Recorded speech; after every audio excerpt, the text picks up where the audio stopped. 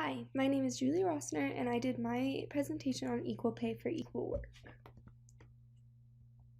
So just to introduce what I'm going to go over, I'm going to go over a few definitions, the history revolving around the Equal Pay Act, the laws preceding and following the act, the effects that all of these laws brought about, and then I'm going to have a list of my references.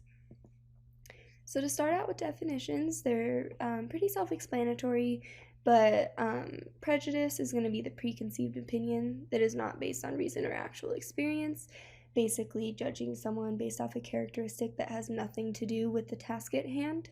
Sexism is going to tie into prejudice. It's just going to be against a certain sex. It's typically against women, but that doesn't mean it can never be against men. In this presentation, it is going to be against women. And then the gender pay gap, I'm sure we've all heard of. It's going to be the average difference between the wages between men and women. It applies to the ones working the same exact occupation, getting paid different, just based on gender. And then the equal pay for equal work, which is going to be the basis of this presentation, is basically just a concept of labor rights that individuals in the same workplace should be given equal pay. It's mostly going to be in the context of sexual discrimination, again, especially for this presentation. As far as history goes, President Kennedy was the president that signed the Equal Pay Act. That was in 1963, but it had been a long time coming. The Equal Pay Act had been trying to come about for over 100 years. And in 1870, there was a bill passed that said there should be no pay discrimination.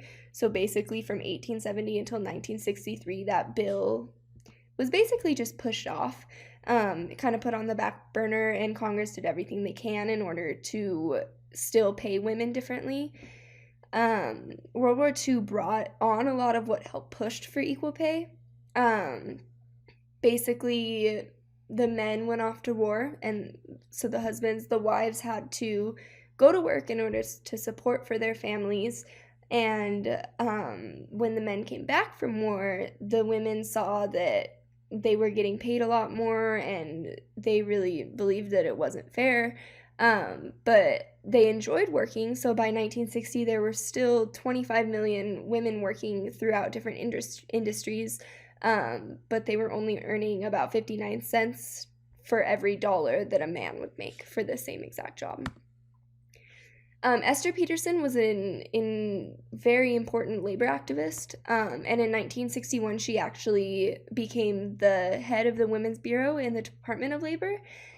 Throughout all of her work when it came to being an activist, she actually drafted the Equal Pay Act, and figureheads argued that women cost more to employ because of childcare, pregnancy leave, everything like that. So they actually pushed against it for a very long time, but eventually she did get Kennedy to sign the bill.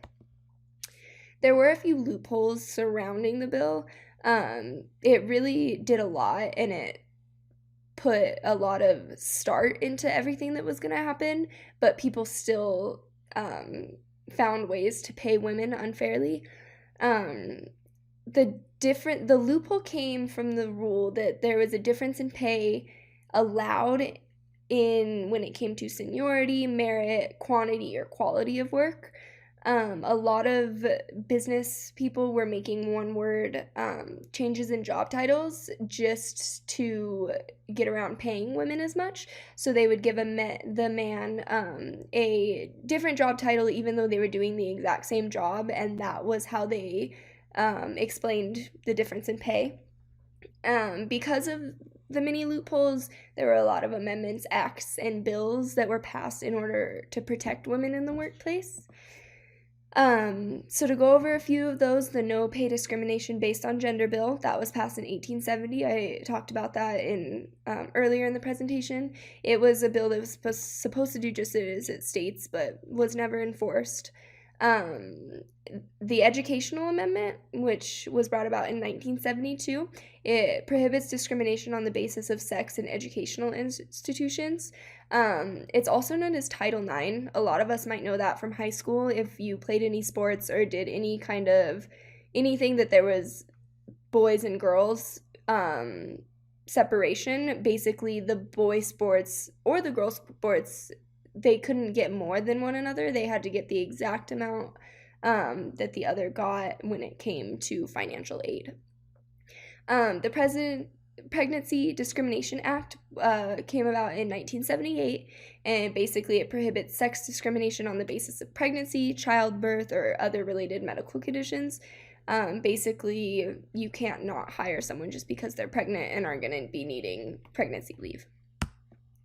The Family Medical Leave Act that came in 1993, it actually helped both men and women. It basically gave employees the right to take leave when it came to family and medical reasons. So basically, if your kid is sick, you have the right to take time off in order to be with them and take care of them.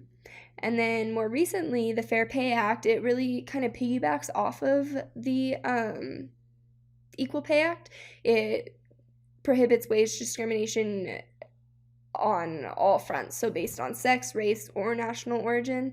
If you have an equivalent job, it doesn't matter what you are, you should get the same pay as those around you. So the overall effect of all these laws is definitely slow. As you can see, in 1960, women were making 59 cents to every dollar that a man would make. In 2011, we did get it all the way up to 70 cents per every dollar. But just recently, in 2015, women were still only making 79 cents to every dollar that a man would make, because of these different loopholes that they're finding in all of the different acts and bills.